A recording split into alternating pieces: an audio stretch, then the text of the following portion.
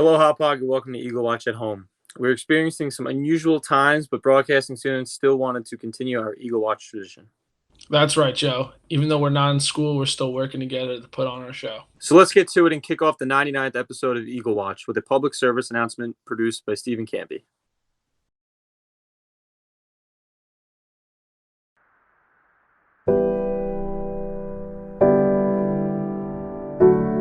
"100% of the workforce must stay home."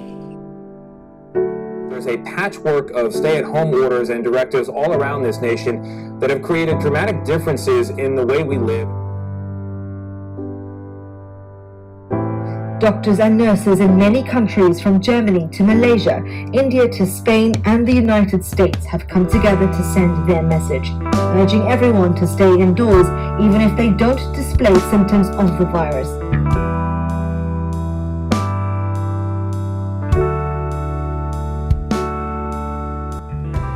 I stay home for my family and friends who are all first responders. The courage that they have to go to work each and every day and risk their lives for us is exactly why we should stay home. I stay home because I know it's a matter of life and death.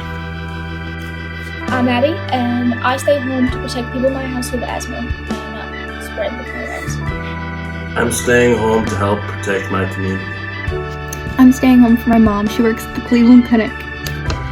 I'm staying home for my 92-year-old grandparents. I stay home for all the medical personnel and first responders because they and their families deserve to be safe just as they keep all of us safe. I'm staying home so all the people who are praying to go back to work soon can feed their families. I'm staying home for the essential workers who bravely go out and help us all. I stay home because when we all stay home, Corona's going to end up going away a lot faster than if we're all out. If everyone makes this change or these critical changes and sacrifices now, we will rally together as one nation and we will defeat the virus, and we're going to have a big celebration all together. I have been extraordinarily proud of the way that people have responded in this county and the way that they have followed the guidance. And if we continue to do that, I'm very confident that we will reduce significantly the impact of this virus and that we will get through this much quicker, much better, and much stronger.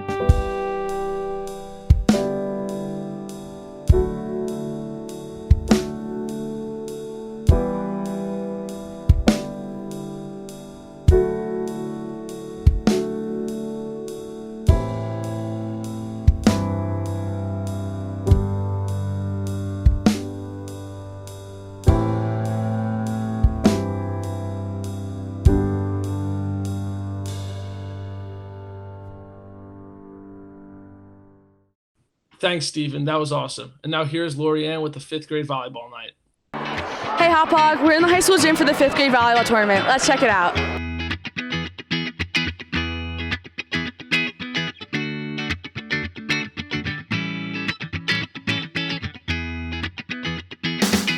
What is happening here tonight? All right, so this is a combination for our 2nd annual 5th grade volleyball tournament. It's kind of like a round robin type of thing. It's for the Pines, Forest Brook, and Brenton Woods. And at the accumulation of our curriculum for volleyball, we have everyone come together here and we do a good quality 6 games of 8 minutes each, 2 minutes on rotation. They get to see other teams. It's competitive, but it's also like trying to get them to meet other students before they go into the middle school, and also to really quality see how to have fun, be competitive, and like tie it all together with really good positive sportsmanship. It's good stuff. It's their 2nd year, so we're really proud of it. It's good. What is your favorite part about tonight? Playing volleyball and meeting other people from different schools. My favorite part is probably the snacks and how we get to get stuff from the concession stand. Volleyball. Getting to play against all the different teams. It's fun and I get to see all my friends. Getting kids exposed to playing volleyball because I play volleyball and I like to see other kids playing it. How do you think your team's gonna do? I guess okay. We're having a break right now, so we're gonna make a plan to get better. Okay, because we're down a few players. I think we're gonna do great.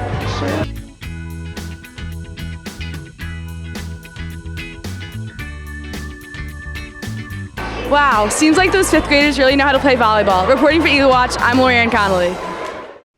Wow, that story really makes me miss gym volleyball at the high school. Now let's turn it over to Danielle and Madeline with fun things to do in quarantine. Hey Hot Pod, hope everyone is doing well. Here are some ways to keep busy during quarantine.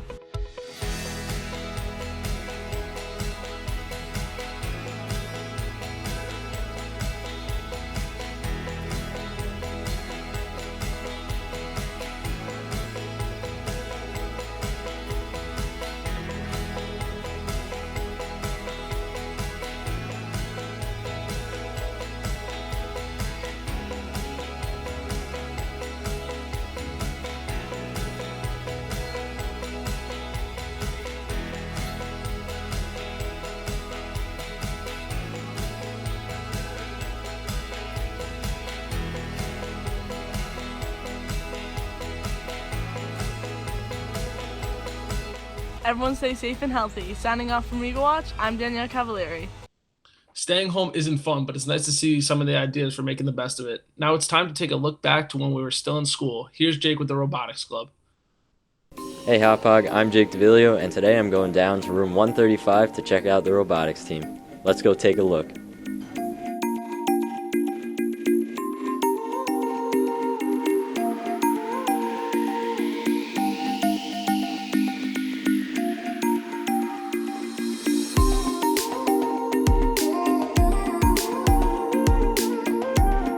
What is your role in robotics? I'm the head of engineering, and what I do is I control the machines, I teach people how to use them, and if they're doing something wrong, I would stop them and tell them what they've been doing wrong, and it's pretty good. All right, thank you. Well, I'm the vice president of the team. I'm in charge of a lot of the design and building of the entire robot. So as the season goes along, we have to change our design as time goes on with different problems we encounter, like whether we can get a ball through, what kind of friction we experience. And so me and my co-vice president, Seamus, are in charge of a lot of changing that design and obviously delegating tasks to people to make sure everybody's building something and keeping everybody occupied.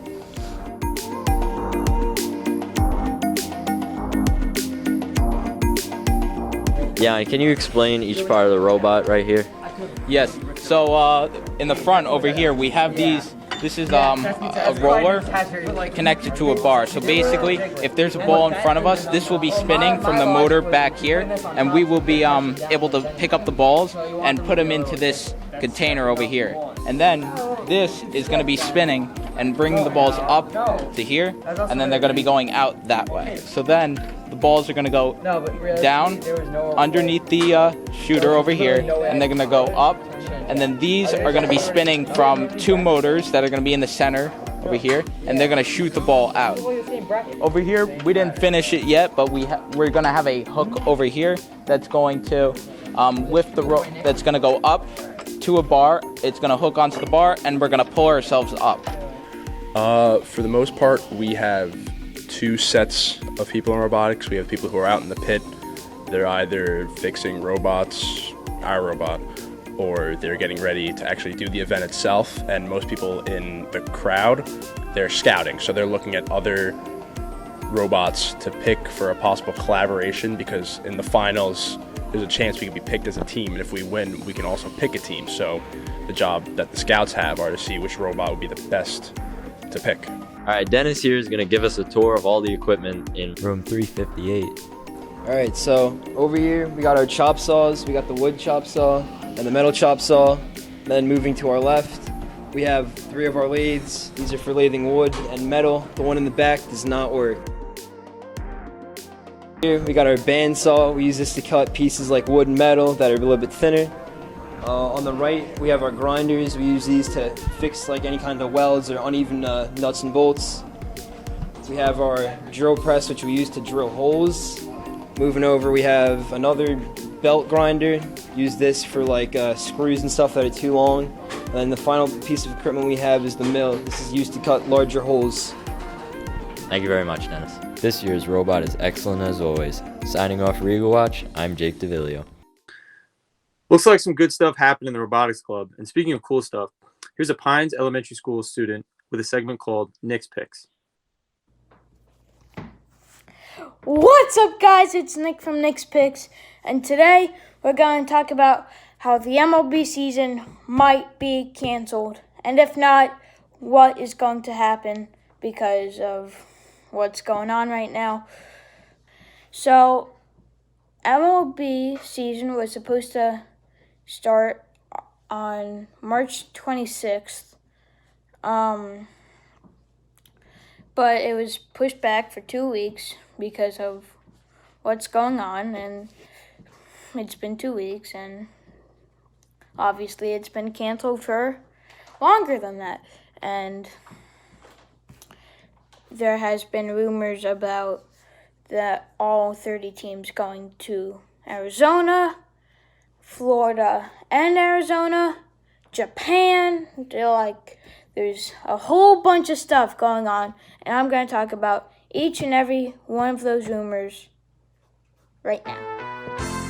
So the first one I'm going to talk about is going to be the Japan one, because it's probably the quickest one to talk about. But Japan one is where teams go to Japan and they play in Japan for a year. That's basically it. The only the upside is that they actually get to play baseball. The down part is that it's going to be played at 3 a.m. Eastern time. So that would make it midnight Western. So that's the ups and downs. The second one I'm going to talk about is the Florida-Arizona one, where teams split up into their spring training leagues and they play each other. But the only down part about that is that the schedule is going to be all changed up because they're not going to be playing the same teams. Like the Yankees aren't going to play the Angels, even though they're both in the American League. And the last and final one is the Arizona plan, they're calling it. And that's my personal favorite. It's where all teams go to Arizona and there's a big bubble. And players from teams aren't allowed to go to restaurants. They're not allowed to go to any clubs. They're only allowed to go from their hotel room and the stadiums. No fans allowed at any of these. I need to check the Japan one. I still don't think there's any fans. What the MLB has to do is that they have to play baseball with everyone safe in a good environment with good playing conditions, because you don't want people getting sick from this. But again, fans want baseball. I'm dying for baseball.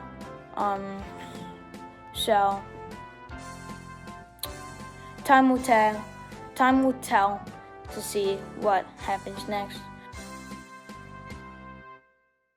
Well, what better way to end the show with Eagle Watch's very own Jeffrey Kramer. Heyo!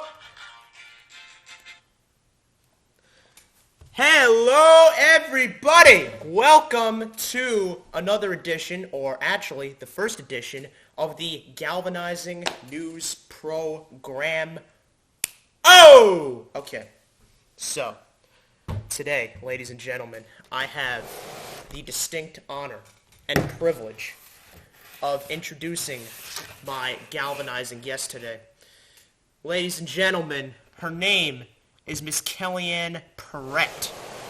Just angle the camera here so you can see her. Okay, there we go. Perfect. Hello, Miss Perrette. Hello. How are you? I'm good. How are you? I am terrific because you are our guest today. Okay, how do you view this experience of being in quarantine? I think it's a little bit annoying because I can't do things that I normally could do, but I also found that it's like kind of nice because I'm doing things that I never would do if like this didn't happen. So, That's true, yeah. You know, there's positives and negatives. Absolutely. So jumping off of that, what hobbies, or has there been a new hobby that you have started since we have been in quarantine? Yes. Well, I wanted to like get back into like fitness and like eating healthy and stuff. So I keep finding like these new recipes everywhere, like even on like TikTok and stuff. It's kind of fun.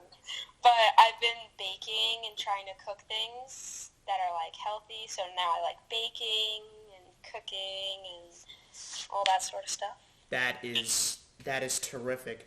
I wish I knew how to cook. Maybe I'll learn someday, hopefully. Anyway.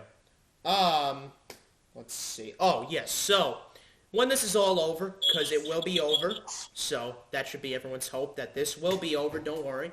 So when this is all over, Miss Kellyanne Perrette, what do you hope happens to the entire human race? Do you think anything will change? I think that when this is over, at least like literally immediately after it's over, everyone will be nicer and more appreciative of like being around people. But I feel like as humans, like we'll get used to how we used to live again, and then it'll like just go back to how it was. Like I think immediately after, everything will be like better than it was before. But like I said, then it'll just like. Well, you know. I have hopes that like after this, like everyone will just feel different. I don't know. Yeah, I see what you're saying. Appreciative is more the word, like of the things that we do have in life. Well, Hop Hog, that's all for our 99th episode of Eagle Watch. Thanks for watching and stay healthy, Hop Hog.